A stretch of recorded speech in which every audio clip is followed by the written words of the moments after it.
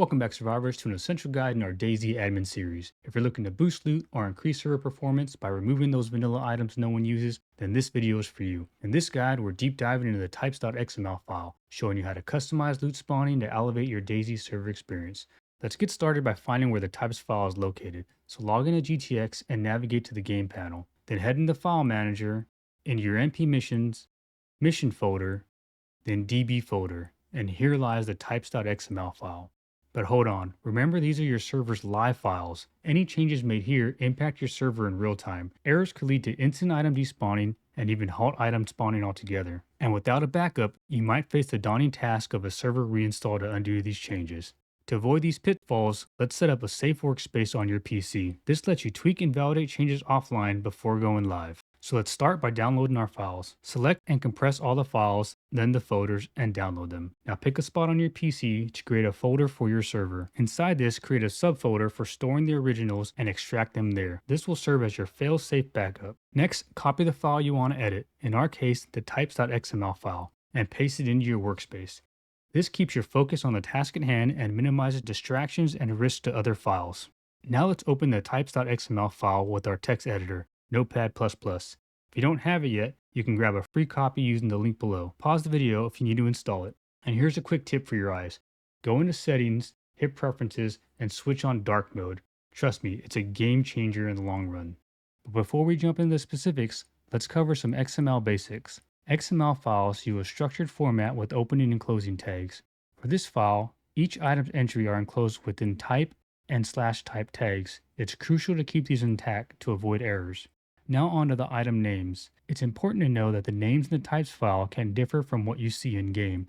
For instance, the in-game KA-101 rifle is listed as AK-101 in our types file. This might seem straightforward, but not all items are this intuitive, so always double check. Now let's continue down the line, starting with nominal. This is the total count allowed to exist on your server. Here it's set to 2, meaning only 2 can exist at any time. If you want to boost up your numbers, simply change this number to a higher number. Then we have lifetime. Lifetime is the value in seconds which determines how long an item stays in the world before it despawns. Currently, the AK-101 is set to 28,800 seconds. Restock is the time it takes for a new item to spawn after one is picked up or despawns. If this is set to 0, the central economy system tries to respawn the item in bulks. If it's set to a positive value, it is the time in seconds before one item of this type is spawned in again. So for the AK, it's set at 3,600 seconds, meaning a new one can spawn every hour.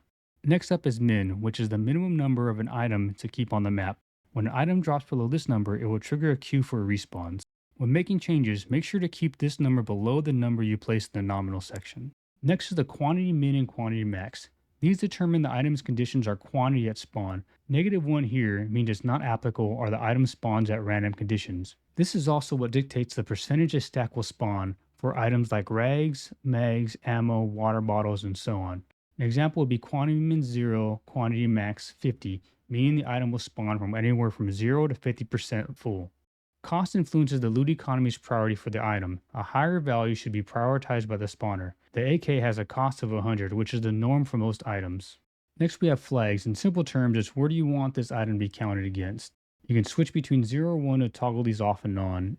You have counts in cargo, which is backpacks, crates, cars, hoarder, which is like tents, barrels, stashes, map, which is just like items on the ground, our player inventories. Generally, you're just going to leave these as counted in map, but if you want to change these for your server, that's kind of up to you. Category, this defines the item set where it can spawn and compete for. The AK is set for weapons. Other categories are food, clothes, tools, containers, and explosives. The next item, which isn't always used, is the tag value, which just further defines where the item can spawn. The two most common tags are shelves and floor. They're not necessary, you'll just see them sometimes. Next one here for the AK is usage. Usage indicates which type of area can the item spawn in. An item can have multiple usage locations. The AK is set to military, but if we take a look at the item above, the ACOG optic, we will see it listed as military and police, each with its own line. Other usage values are medic, firefighter, hunting, farm, industrial. Also got town, village, office, and then some special ones like coast or contaminated area.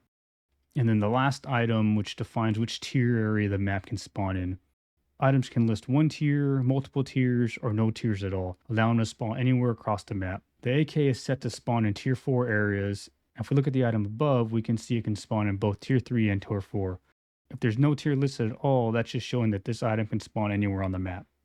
Now that you understand how a single item entry works, you can apply this knowledge to the rest of the file, customizing to fit your server's needs. As you make these changes, keep in mind the balance between variety and performance. Having too many items on your server can lower server efficiency and player FPS, leading to a less enjoyable experience. So consider reducing or removing less used items like flashlights, brooms, or various colored clothing.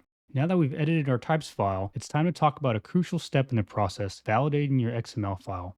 Validating your file is important. An unvalidated file with errors can wreak havoc on your server. It might cause your loot system to malfunction, leading to items not spawning correctly or not at all. The online validator I like to use is codebeautify.org. It's free to use, and I provided a link in the description for easy access. This tool is straightforward. You simply paste your XML code here and hit validate. It checks your file for any structural issues like missing tags or syntax errors. When you validate, one or two things will happen. If all is well, you'll get a success message, but if there's an error, the validator will pinpoint exactly where it is. This is incredibly helpful, especially in a file like the types file that has over 20,000 lines of code. Now that our types file is validated and error-free, it's time to get it ready for the server. Keep things organized, especially when working with multiple files. I move my files from the workspace to the ready to go live folder. Next, let's upload these new files to our server. Navigate back to your file manager and then into the DB folder where the types file resides. Here you have two options: drag and drop the file directly from your folder or use the traditional file upload method. If you choose drag and drop, there's no confirmation message. So to verify that the file uploaded correctly, simply click on the file and check the date and timestamp. It should match the file you've just uploaded. Now, GTX also offers their own internal XML validator. While I generally validate my files offline, it's worth knowing how to use this tool. So on the game panel, scroll over the tools on the left and click on the XML validator tool. Here you'll see a drop-down menu with all the XML files from your server's various mission folders. Be cautious though, and make sure you select the correct mission file for the one you're working with and hit execute. If there are any errors, the GTX validator will alert you. Ideally though, you shouldn't find any errors here if you validated your files properly before uploading. Remember, uploading files to your server should be done carefully. Always validate your files before and after uploading to ensure everything runs smoothly on your server. I know this may seem like a tedious task now, but trust me, this attention to detail can save you hours of troubleshooting later on. Now that we've successfully uploaded our edited types.xml file to the server, there's an important step left to make these changes go live. Just because the files are on the server doesn't mean they're active yet. For changes to take effect, a server restart is required. You have a couple options here. You can manually initiate a restart from your server control panel, which is immediate, or if you'd rather avoid interrupting your players, you can wait for the next scheduled restart. This way, changes will take effect without impacting the current game sessions. But there's one more thing to consider. If your edits to the type file are extensive, a simple restart might not be enough. In some cases, you might need to consider an economy wipe, as it resets items on the ground and allows for a more even distribution of your new loot system. However, keep in mind an economy wipe also means wiping out bases, vehicles, and stashes, so only opt for this if it's absolutely necessary. It's a big decision as it can affect all players on your server. Now I'm about to show you how to use VPPAdmin tools to verify the live status of loot on your server. This is crucial for ensuring your changes have taken effect as intended. So let's log into our server and open up the VPPAdmin menu. And let's head into the XML editor. Here, search for the item you want to check, in our case the AK101, click on the item and hit load selected. Notice how the information in the panel matches what we entered in the types file. This helps verify that our edits are now live on the server. But there's one more thing. With the AK101 still selected, let's click Get Item Stats. This is a powerful feature. It brings up a live map showing where all the items are currently located. You can zoom in, move around, and even double click on the map to teleport to that location for a first-hand check. And hey, admin warning, don't forget to activate God mode before teleporting. You don't want to land in the middle of a horde of zombies or a toxic zone. Also, if you didn't wipe your server, it might take some time for items to adjust to their new spawn levels. Items will gradually spawn in at boosted levels or reduced to lower numbers over time. And there you have it, you're now equipped to customize your server's loot system. If you're eager to continue learning and enhancing your server, hit that subscribe button. And if you haven't set up VPPAdmin tools yet, check out this video here where I'll walk you through the setup process. Thanks for watching, keep gaming and surviving.